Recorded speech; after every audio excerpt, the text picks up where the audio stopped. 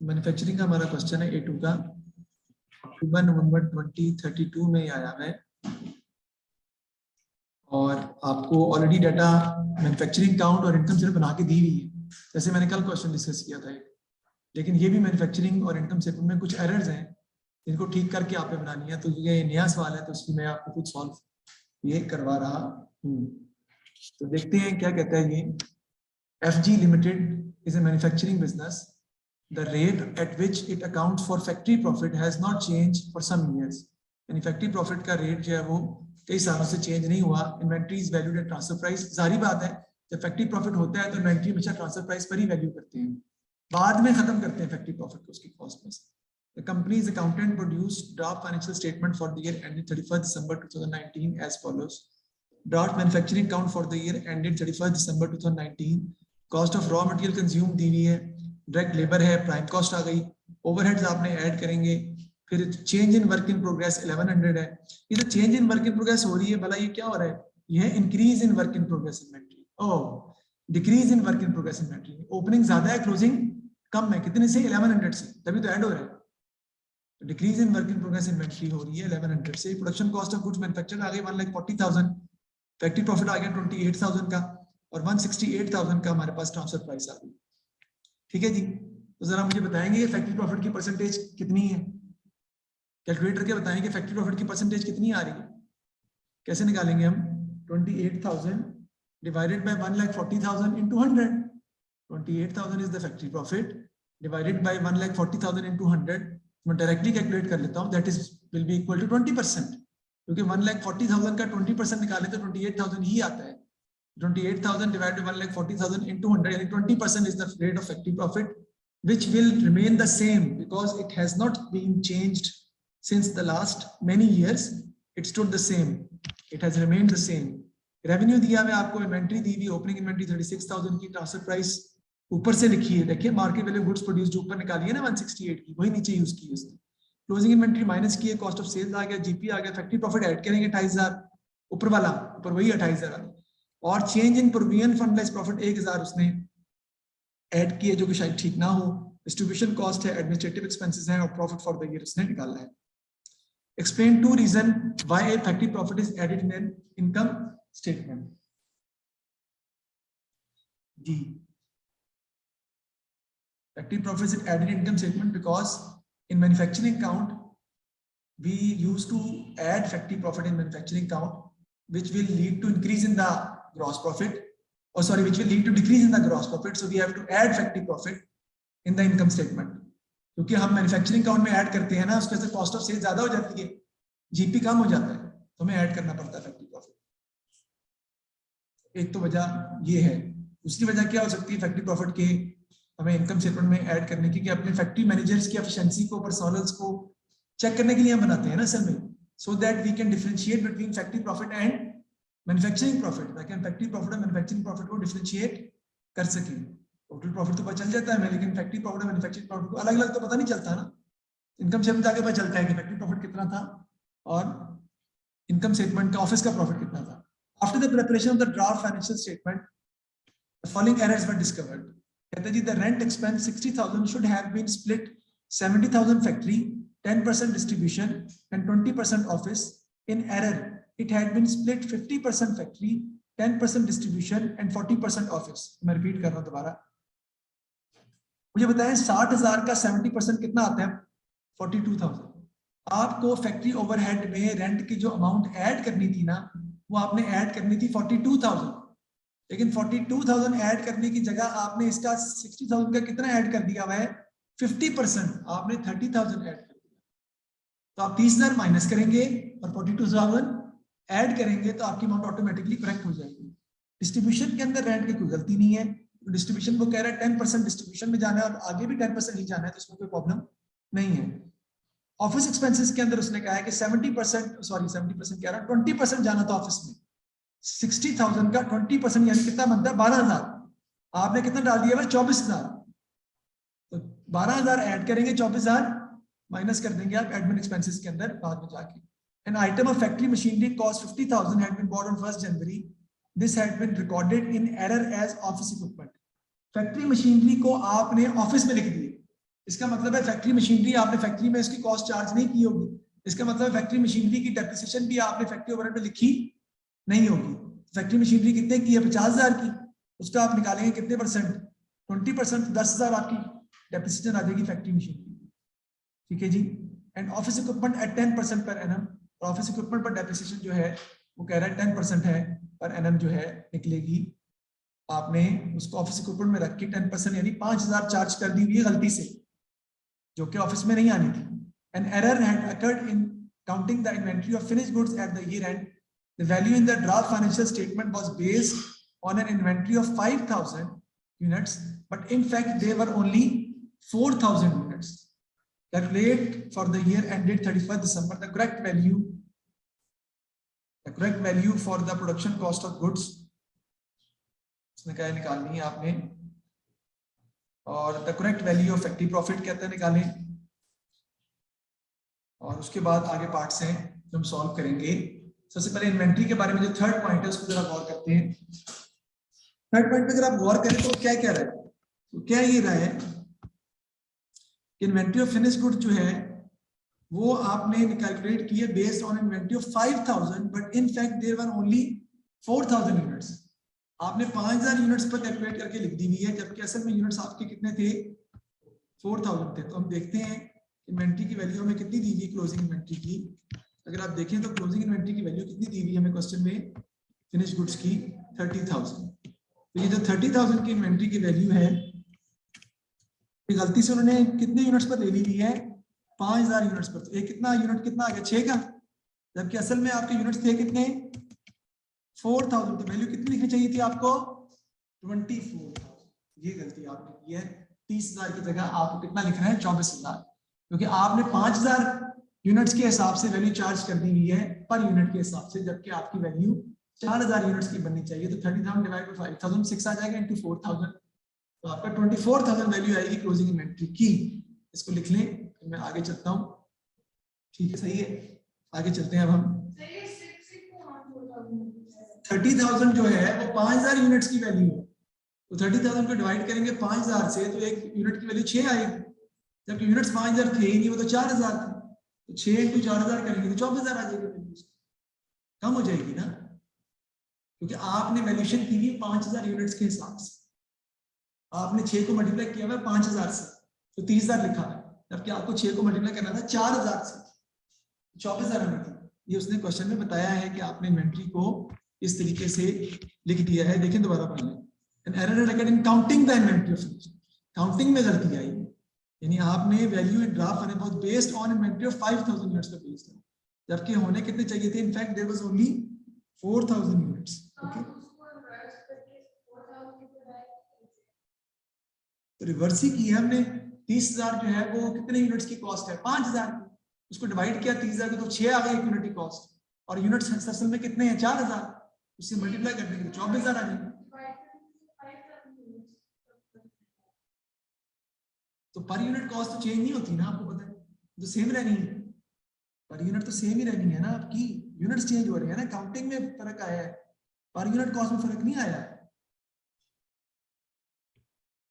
अब correct value of production cost of goods manufactured आपने निकालनी है, तो हम देखते हैं करेक्ट वैल्यू हम कैसे निकालेंगे जी। देखें, production cost of goods manufactured हमारे पास कितनी दी हुई है, अगर आप सवाल में देखें तो पीछे जाना पड़ेगा, वो है 1,40,000, ऐसे ही है, 1,40,000 दी हुई है ना। ये 1,40,000 जो निकाल दी हुई है गलत है, क्योंकि 1,40,000 में आपने गलती से ऐड कर दिया है, तो उसका कितना 60,000 का 70% ऐड कर दिया, 70% ऐड करना था, आपने ऐड करना था 70%, लेकिन आपने ऐड कितना कर दिया है उसके अंदर रेंट का, आपने ऐड कितना कर दिया है? It had been split 50% factory, 50% add कर दिया।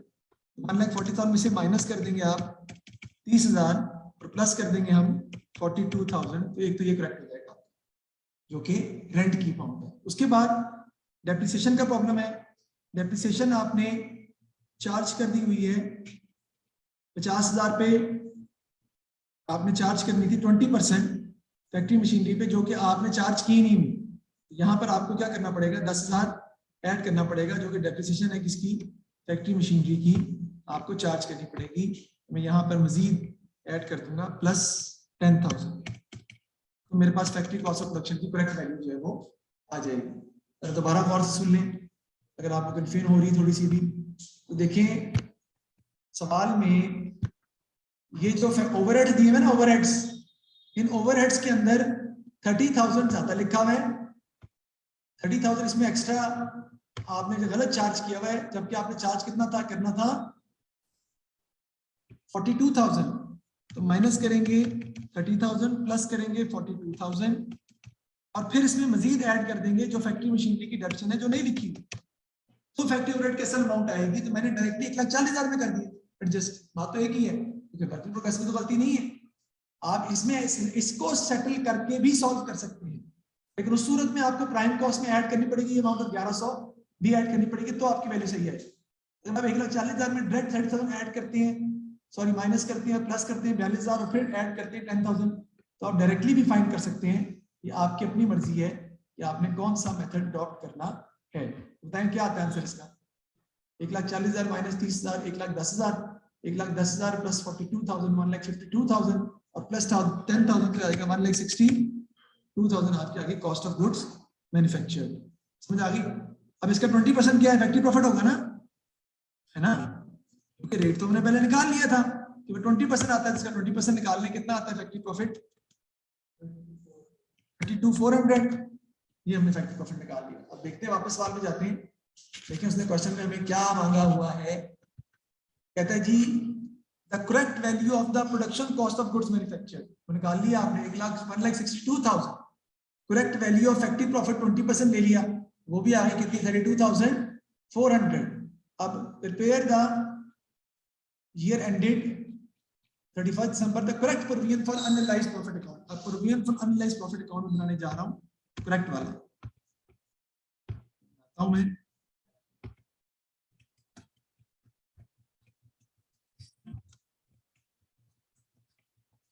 provision for unrealized profit का अकाउंट।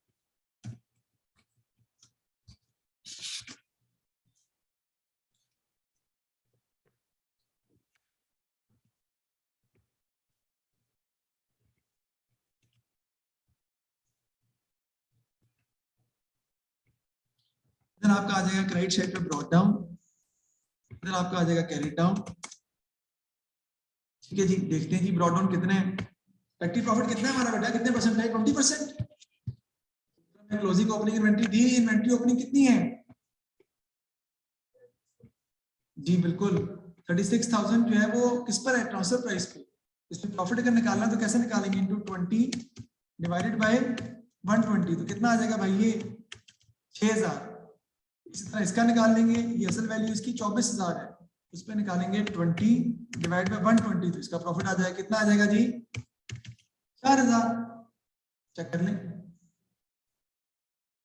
36,000 का 20 और 120 6,000 आ जाएगा, 24,000 का 20 और 120 4,000 आ जाएगा।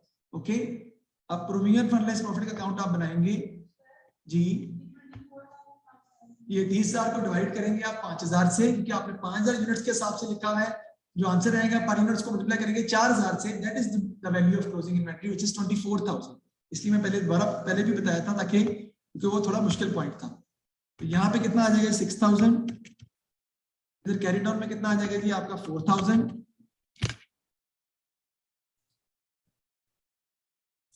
आपकी प्रोविजन इंक्रीज नहीं हो रही बल्कि प्रोविजन क्या हो रही है, डिक्रीज हो रही है। कितने से 2,000 से।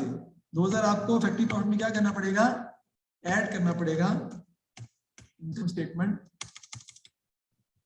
2,000 आपको ऐड करना पड़ेगा। अगर आप गौर करें इस सवाल पे, देखिए इन्होंने कितना ऐड किया है, इन्होंने कितना ऐड किया है 1,000, ये गलत है। देखिए सामने इन्होंने 1,000 ऐड किया है, वो गलत है, असल में ऐड कितना करना था 2,000, हमने इसे करेक्ट कर लिया है। अब चलते हैं आगे। ये तुमने provision for unrealised profit account बना लिया, वो कहता है इनकम स्टेटमेंट बनाते हैं इनकम स्टेटमेंट। इनकम स्टेटमेंट में हम चीजें आपकी आ जाएंगी, डॉलर के साइन आ जाएंगे सबसे पहले। उसमें आपका सबसे पहले आ जाएगा जी रेवेन्यू। रेवेन्यू में तो कोई चेंज नहीं आ रहा, रेवेन्यू तो ऑलरेडी दिया भी हुआ है उसने पहले से बना के, वो दिया हुआ है 3,20,800 का, मैं लिख लूंगा 3,20,800। उसके बाद इसमें से करूंगा लेस कॉस्ट ऑफ सेल्स 36,000, आपकी ओपनिंग इन्वेंट्री आ जाएगी।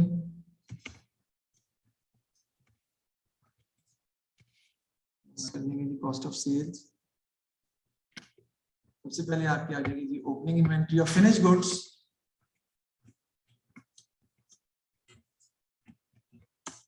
अच्छा जी, ओपनिंग इन्वेंट्री फिनिश गुड्स कितनी है, उसमें कोई चेंज नहीं है, ट्रांसफर प्राइस पे लेनी है आपने, वो 36,000 है। इसमें हम ऐड कर देंगे जी market value of goods produced,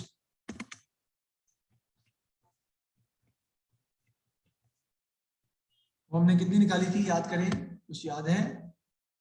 1,62,000 plus 32,400 करेंगे तो आएगा 1,62,000 आपका था वो फैक्ट्री कॉस्ट ऑफ प्रोडक्शन, उसमें ऐड करेंगे आप फैक्ट्री प्रॉफिट 32,400, तो आपकी आएगी कितनी आती है market value of goods produced 194,400। ये हम ऐड कर लेंगे, इसमें से लेस कर देंगे closing inventory of finished goods,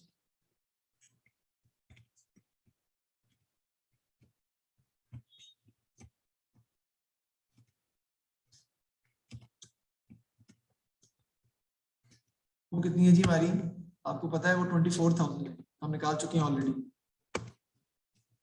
वो 24,000 प्रॉफिट नहीं उसका, हमने इन्वेंट्री उसकी माइनस करनी है, ये आप माइनस कर देंगे, बैंक क्या आता है, तो आपका आ जाएगा ग्रॉस प्रॉफिट जो भी आप निकालना चाह रहे हैं। टोटल कहने कॉस्ट ऑफ सेल्स कितनी आती है पहले तो ये बताएं, 206,400, ये हम माइनस कर देंगे 3,20,800 में से 206,400 माइनस कर दें तो आपको जीपी आ जाएगा जी, कितना आता है बताएं?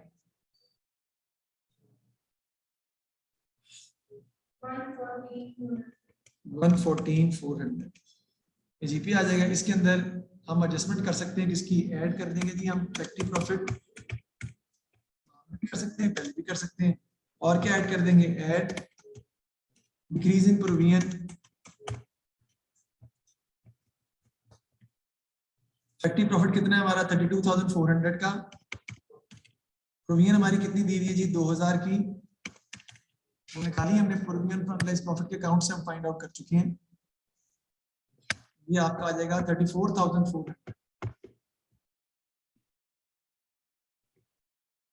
34,400। ठीक है जी, ऐड करें जी क्या आता है 148,800, इसमें से हम लेस कर देंगे जी अपने एक्सपेंसेस। एक्सपेंसेस में दो एक्सपेंसेस हैं, फाइनेंस कॉस्ट भी हो सकती है, लेकिन फिलहाल जो जहाँ तक मुझे याद आ रहे हैं डिस्ट्रीब्यूशन एक्सपेंसेस हैं और एक हमारे हैं एडमिन एक्सपेंसेस। डिस्ट्रीब्यूशन एक्सपेंसेस में तो कोई चेंज नहीं आ रहा, क्यों? और दो ही है, 42700 रहेगा, भला क्यों? क्योंकि सिर्फ रेंट का पॉइंट है, गौर कीजिएगा, सिर्फ रेंट का पॉइंट है, और रेंट जो कह रहा है कि पहले भी 10% था, अभी 10% ही, रेंट की परसेंटेज में कोई चेंज नहीं आ रहा, तो इसका मतलब है डिस्ट्रीब्यूशन कॉस्ट के अंदर कोई चेंज नहीं आएगा, it will remain the same which is 42,700, वो मैं एज इट इज लिख दूंगा। एडमिन में चेंज आ रहा है हमारा, वो चेंज क्या आ रहा है कि एडमिन कॉस्ट हमें कितनी दी हुई है ऊपर अगर देखें तो 78,900 की है, और उसमें चेंज हमारा आ रहा है जी, वो मैं यहाँ लिख रहा हूँ पहले क्योंकि मुझे उसमें कुछ एड्रेस भी करना है, 78,900। इसमें देखें ऑफिस में जाना था रेंट का कितने परसेंट, 20%, 12,000, हमने कितना डाल दिया है 40%, 24,000, 24,000 माइनस कर देंगे, 60,000 का 40%, 24,000 वो माइनस कर देंगे, और 12,000 क्या कर देंगे, ऐड कर देंगे। उसके अलावा भी है, वो क्या, फैक्ट्री मशीनरी को आपने ऑफिस मशीनरी कंसिडर कर लिया था, उस पर डेप्रिसिएशन भी आपने चार्ज कर दी है 50,000 पे 10%, जो कि आपने चार्ज नहीं करनी थी क्योंकि वो 10,000 आपने ले ली है ना फैक्ट्री में ऊपर, ये तो आनी नहीं थी 50,000 10,000 जो आपने 5,000 एक्स्ट्रा चार्ज कर दी, ये तो आनी ही नहीं थी क्योंकि it's not a part of office equipment, तो वो 5,000 भी आपको इसमें से क्या करना पड़ेगा, माइनस करना पड़ेगा, that will be your admin expenses. 61,900, उसमें आप ऐड कर देंगे 42,700, 104,461 जी, तो आपका प्रॉफिट आ जाएगा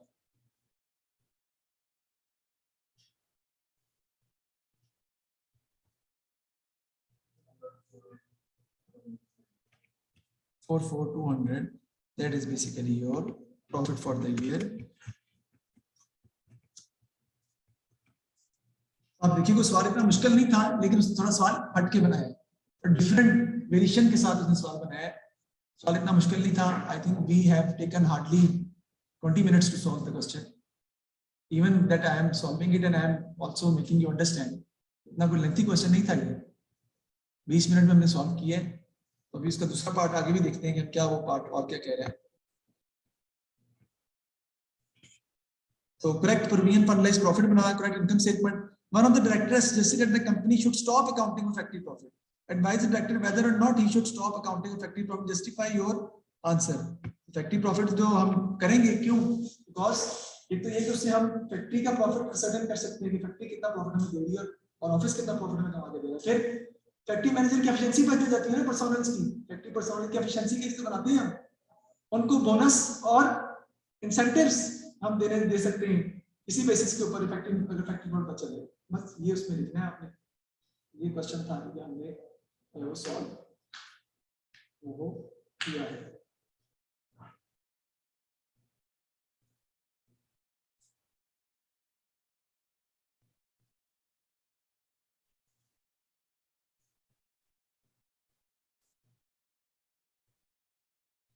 ये क्वेश्चन है जी हमारा अक्टूबर नवंबर 2032 का क्वेश्चन है।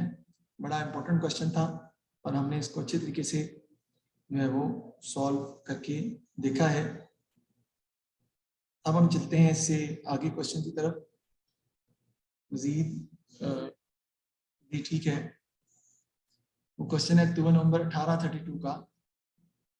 उसको भी हम कोशिश करते हैं कि हम उसको किसी हद तक जो है वो सॉल्व कर सकें ताकि हमें प्रॉब्लम जो है वो ना हो। तो उसको हम निकालेंगे और फिर हम उसको सॉल्व करेंगे। उसके बाद एक क्वेश्चन और है जो जरा टफ है, वो इंशाल्लाह ताला ट्यूसडे वाले दिन हम करेंगे और वो काफी मुश्किल है। और उसके बाद शायद एक दिन का क्वेश्चन होगा, एक दिन और लगेगा इसके ऊपर, बाकी चैप्टर तो खत्म हो जाएगा। फिर भी मैं आपको एक दिन दे दूंगा कि आपने कुछ पूछना है, because we will go for a test also. बेहतर ये है कि हम इसको अंडरस्टैंड कर लें। कर दो मन, चलिए जी। मेरे को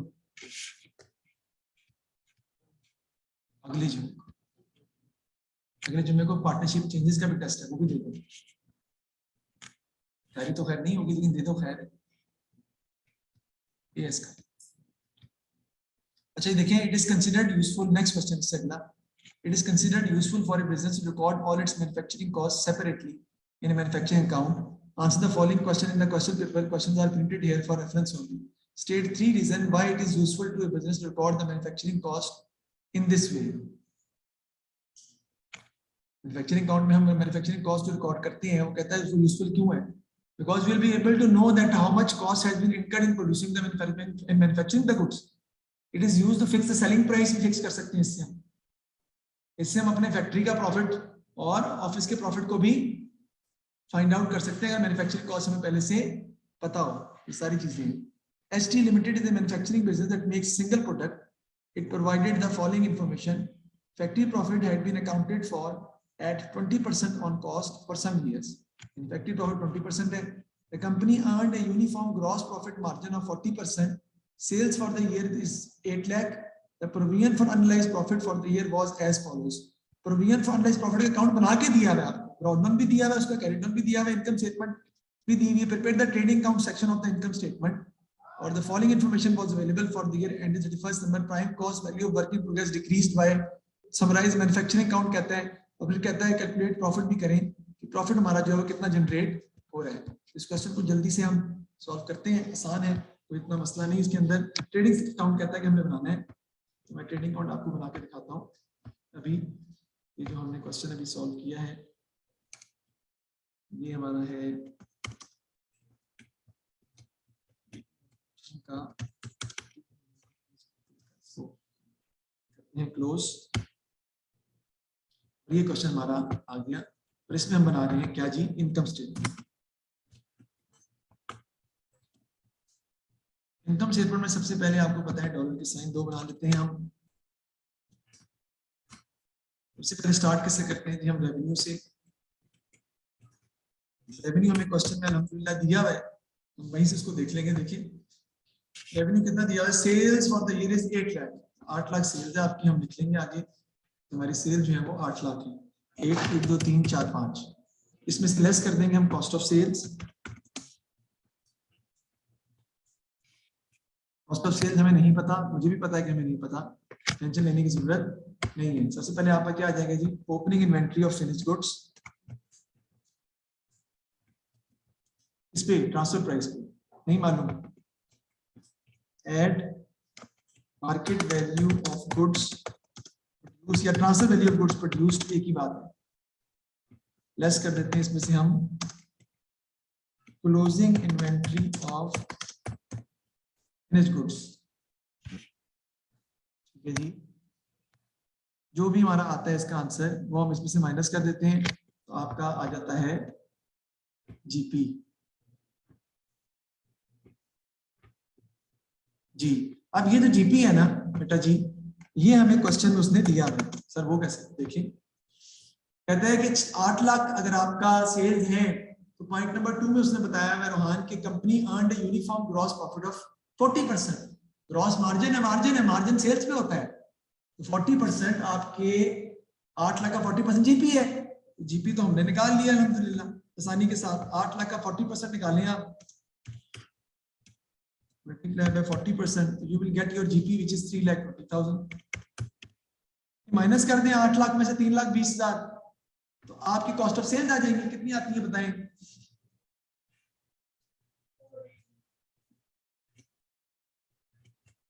4,80,000।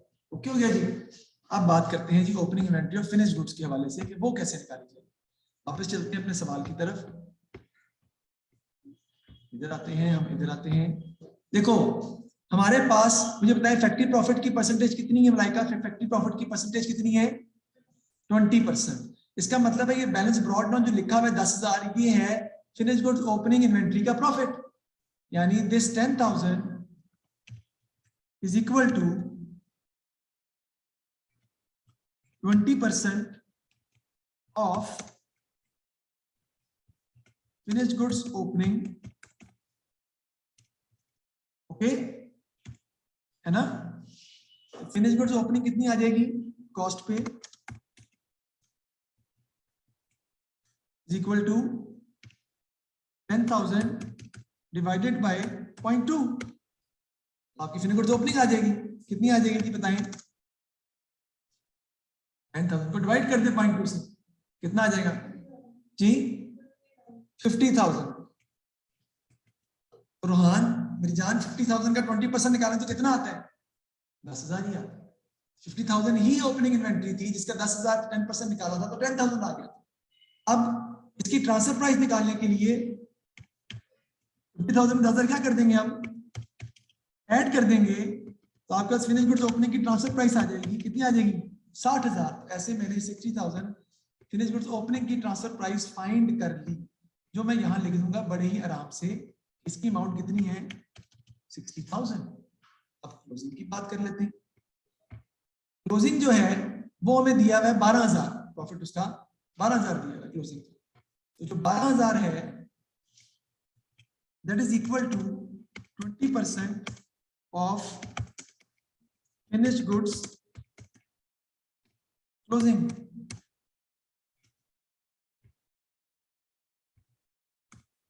Finished goods closing at cost की बात हो रही है। Finished goods closing at cost कितना आ जाएगा जी,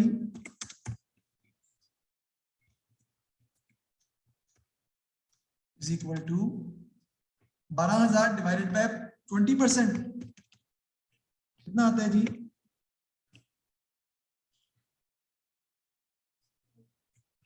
60,000। अब हम निकाल लेंगे finished goods closing transfer price में निकाल लेंगे या सेल प्राइस में निकाल लेंगे, आसानी के साथ।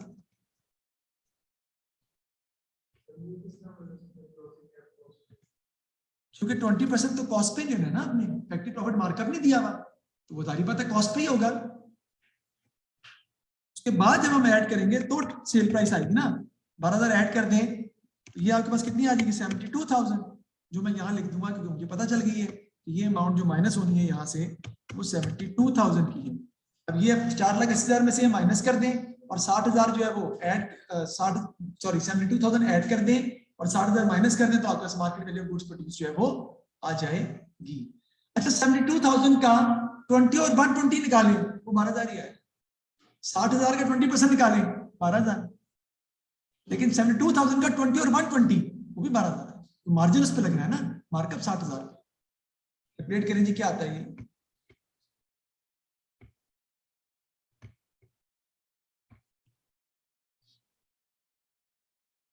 $4,80,000 plus 72,000 minus 60,000, 4,80,000 plus 72,000 minus 60,000, 12,000 add कर लेंगे और क्या 492,000 आ जाएगा जी।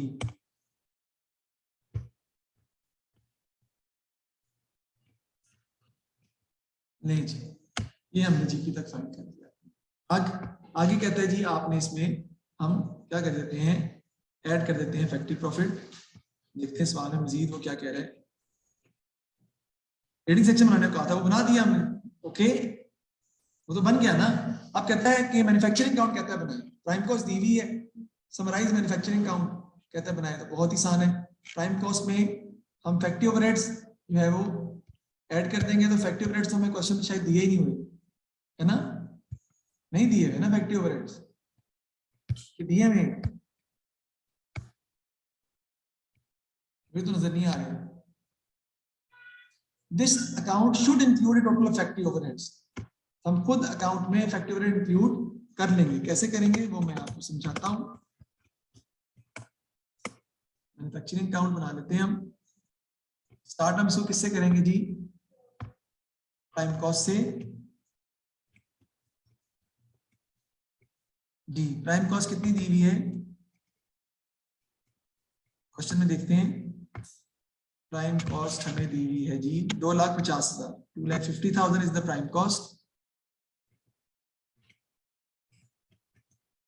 इसमें हम ऐड कर लेंगे जी फैक्ट्री ओवरहेड्स, नहीं मालूम, यस नहीं मालूम, आपका आंसर आ जाएगा टोटल फैक्ट्री कॉस्ट, नहीं मालूम, ओके।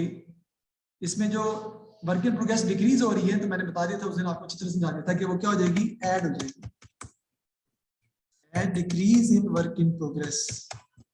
वर्क इन प्रोग्रेस हम क्या कर देंगे, ऐड कर देंगे। ऐड कितना हो रहा है उसके अंदर वर्क इन प्रोग्रेस का, 10,000, ये 10,000 यहाँ पे ऐड हो जाना है। आपके पास जो आंसर आता है that is your cost of production, that is going to be your cost of production, not known to us, जगह छोड़ दें। इसमें हम ऐड कर लेते हैं, है ना, और आपके पास जो आंसर आ जाएगा वो आ जाएगा market value of goods produced. ये हमें पता है कितनी है बेटा, 4,92,000 निकाली भी हमने ये वैल्यू निकाली हुई है। इफेक्टिव मार्केट वैल्यू प्रोड्यूस 4,92,000 है। अब 4,92,000 पे आराम से हम फाइंड आउट कर सकते हैं कि हमारा जो फैक्ट्री प्रॉफिट है वो कितना होगा। रिवर्स जाके कैसे सर, बेटा ये मार्जिन लगाएंगे ना, 4,92,000 मल्टीप्लाई बाय 20 डिवाइडेड बाय 120, तो आपका आ जाएगा प्रॉफिट, फैक्ट्री प्रॉफिट, जो कि 4,92,000 में शामिल है फैक्ट्री प्रॉफिट। तो 20 और 120 करेंगे तो आ जाएगा, कितना आता है जी, 82,000 आपका आ गया फैक्ट्री प्रॉफिट, जो मैं डेफिनेटली यहां पर लिख दूंगा 82,000 मेरा फैक्ट्री प्रॉफिट आ गया। अब ये ऐड होके 492 आया था, इसमें से माइनस कर दूंगा, मेरे पास कॉस्ट ऑफ प्रोडक्शन आ जाएगी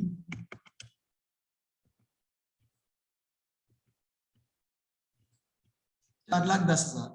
4,10,000 में ये जो decrease in work in progress थी, ऐड हो रही थी, मैं माइनस कर दूंगा, मेरे पास टोटल फैक्ट्री कॉस्ट आ जाएगी 4 लाख की, और उसका डिफरेंस निकाल लूंगा तो मेरे पास फैक्ट्री ओवरहेड की अमाउंट आ जाएगी 1,50,000.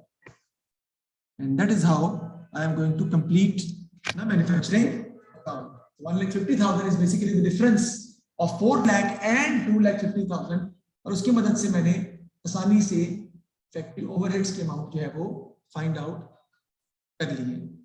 कॉस्ट ऑफ प्रोडक्शन भी रिवर्स जाके, यानी कि मैं रिवर्स किया हूं सारे का सारा, तो मेरे पास फैक्ट्री ओवरहेड की अमाउंट जो है फाइंड हुई. अब जब मैंने अमाउंट फाइंड कर ली तो मुझे यहाँ पे आपको पता है उसको जस्ट भी करना पड़ेगा. यहाँ पे मैं ऐड करूंगा, ऐड फैक्ट्री प्रॉफिट, इसलिए मुझे ऐड करना पड़ेगा, और यहाँ पर क्या कर दूंगा, लेस कर दूंगा, या ऐड हो जाएगी, सॉरी, डिक्रीज इन प्रोविजन और अनरियलाइज्ड प्रॉफिट, क्योंकि मेरे ख्याल में हमारे पास वो अकाउंट बना हुआ है ना, उसमें डिक्रीज ही हो रही है. देख लेते हैं फैक्ट्री प्रॉफिट पहले देख लेते हैं, वो कितना है हमारा 82,000 का. पहले मैं वो लिख लेता हूँ 82,000 का, और decrease in factory, decrease in working progress कितनी है हमारी, सॉरी इंक्रीज हो रही है यार, 2,000 से इंक्रीज हो रही है, तो ये 2,000 यहाँ से क्या हो जाएगा,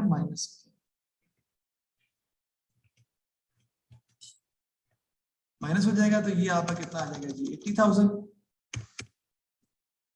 लेस कर देते हैं हम यहाँ पे,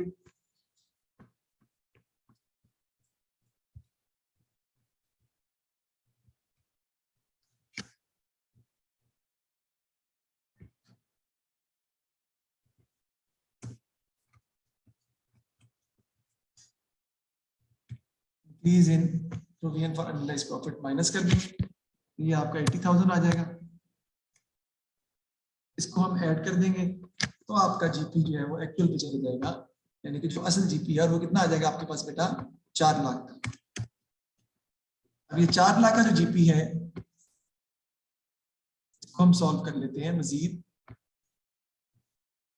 ये हमारा आपके क्या क्या बन जाएगा, 4 लाख से आगे इसमें से लेस कर देंगे हम, यानी कि ऑपरेटिंग एक्सपेंसेस लेस हो जाएंगे. वो दो उसने क्वेश्चन में दिए हुए, अगर आप नीचे देखें तो क्वेश्चन में उसने एक्सपेंसेस दिए हुए, कौन कौन से हैं जी देखें. Admin expenses and distribution cost are 1,48,000 and 72,000. Admin expenses हैं 1,48,000 के,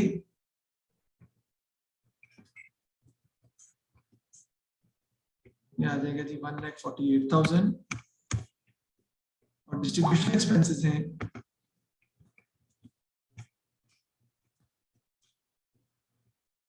1,48,000 और 72,000 के डिस्ट्रीब्यूशन एक्सपेंसेस हैं. इन दोनों को हम ऐड कर लेंगे और यहाँ से माइनस कर देंगे. बताएं ऐड करें कितना आता है जी, 2,20,000. आपका आंसर कितना आ जाएगा,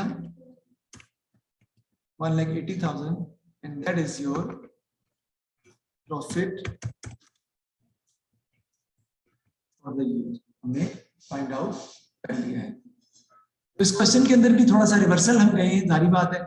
इसमें हमें सबसे पहले जो है वो यानी कि फिनिश गुड्स ओपनिंग क्लोजिंग की का प्रॉफिट दिया हुआ था, वहां से रिवर्स जाके हमने फिनिश गुड क्लोजिंग ओपनिंग निकाली है, उसकी वैल्यू वो पुट किया, फिर रिवर्स जाके हमने मार्केटिंग गुड्स प्रोड्यूस निकाले, वहां से रिवर्स जाके हमने फैक्ट्री ओवरहेड की अमाउंट भी कैलकुलेट की है, फैक्ट्री प्रॉफिट भी कैलकुलेट की है, और फिर फैक्ट्री प्रॉफिट में हमने उसको पुट करके इनकम स्टेटमेंट में फैक्ट्री प्रॉफिट ऐड किया 82,000 का, प्रोविजन माइनस किए 2,000 की, तो आपका 4 लाख का प्रॉफिट आया. फिर एक्सपेंसेस माइनस कर दिए तो हमारा profit for the year correct आ गया आपके पास 1,80,000 का.